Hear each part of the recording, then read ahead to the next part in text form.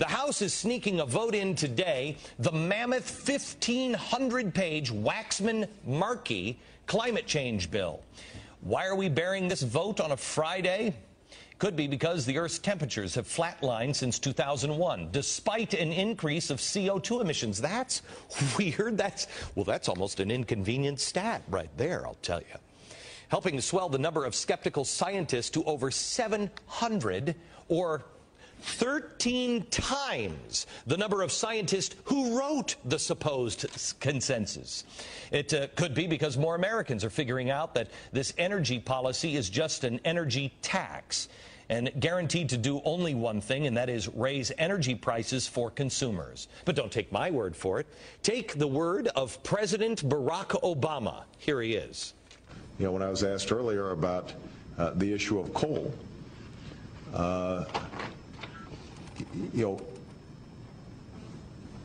under my plan of a cap and trade system, electricity rates would necessarily skyrocket.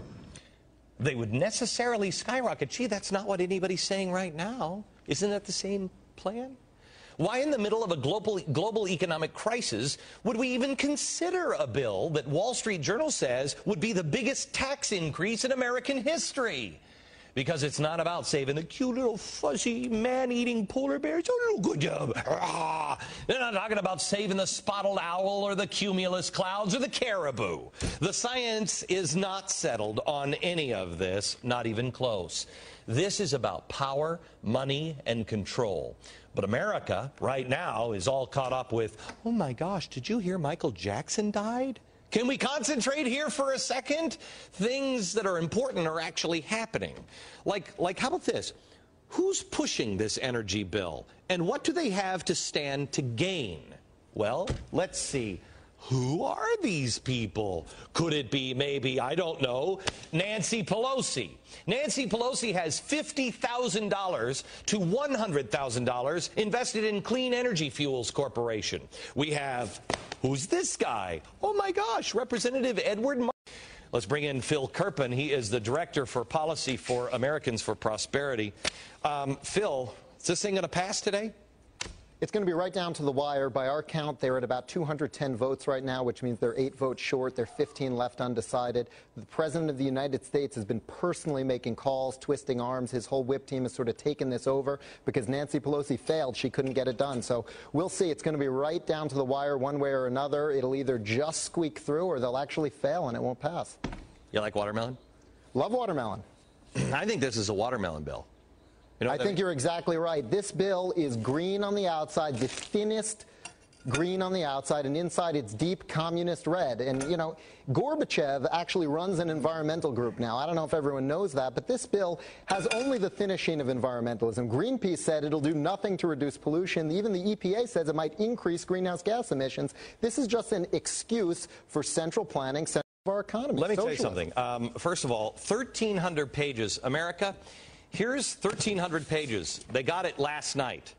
Les Miserables, 1,300 pages, and Ayn Rand, Atlas Shrugged, 1,300 pages. Have you, I mean, you tell somebody, hey, read Ayn Rand, Atlas Shrugged tomorrow. Have it done by tomorrow. Nobody can read and understand that in one day. And this is what they've done. They added another 309 pages at 4 a.m. this morning. And when a Republican asked, can I see the bill, can I read it at the desk, just a couple hours ago, they said, sorry, we don't have a copy here at the desk. So they're in disarray right now. Okay. Nobody's read this bill. From what I have seen in this bill, this is nothing but another, this is a scam of another bailout. This is AIG gets rich on this. Goldman Sachs gets rich on this. Help me out. You're right. It's all the same bad Wall Street players, all the major banks. AIG and Goldman Sachs have been involved in this from the very beginning, pushing this idea back with Enron. They actually hatched this in the 90s, and they want to make a fortune. Goldman Sachs was in the room with Enron when they came up with this idea. And they want to get rich by buying, selling, and trading these permits, this permission from the government to use fossil fuels, all kinds of derivatives built up around it. It's like inventing the treasury market from scratch. They think they can make billions and billions of dollars doing this.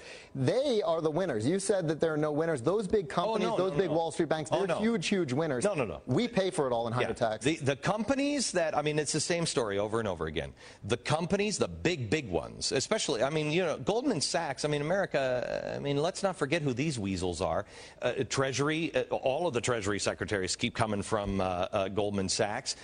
Everybody is involved in Goldman Sachs. These guys are the power players. Gee, it's interesting how everybody else, all their competition, was really kind of put out of business recently. We couldn't save Bear Stearns or Merrill Lynch, but Goldman Sachs survived, and now they're giving out these gigantic bonuses to people. I thought we were against giant bonuses. Oh, but don't worry, because those giant bonuses are only going to get bigger now that we have cap and trade. It is the only one that is benefiting.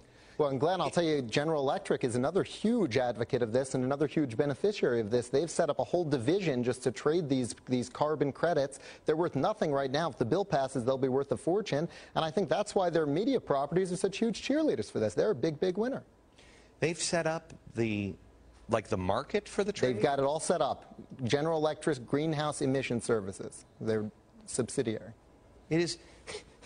I mean, when are we going to learn? Yesterday, Al Gore went down to Congress, and they actually, some of the Democrats said, "Please, Al, don't come to Congress," because he's making, no matter how many times he says, "No, I'm not making any money on this," he's donating his salary. But he's still getting money from his investments, is he not? Yeah, that's right. I mean, there are a lot of people who've looked at his investment portfolio and say this guy stands to be the first global warming billionaire if this bill passes. He may make $1 billion. But he says that he doesn't make any of that money. He makes $200,000 a speech, and he's got huge investments in every type of carbon trading, carbon credits, alternative energy. Of course, he doesn't care if the $30,000 a year he already has in home electric and home natural gas bills double to $60,000. He'll give one speech tomorrow and make $200,000. And he also has all these investments, all these rent seekers that are basically worthless investments that become hugely valuable if this passes. I got to tell you, America, it is out of control. Please, if you haven't called, do we have the number down at the bottom of the screen? Please call these weasels right there. Because this is what they're doing tonight. While we're going to see Transformers, they are transforming America and your life. Cap and trade might not only hurt American competitiveness, but also do the exact opposite of what it sets out to do. According to the EPA, the policy may, quote, cause domestic production to shift abroad. Why would that happen? When those companies take their businesses overseas, they're going to wind up in countries, most likely, without cap and trade rules because they can make their products cheaper there. That will actually increase greenhouse emissions.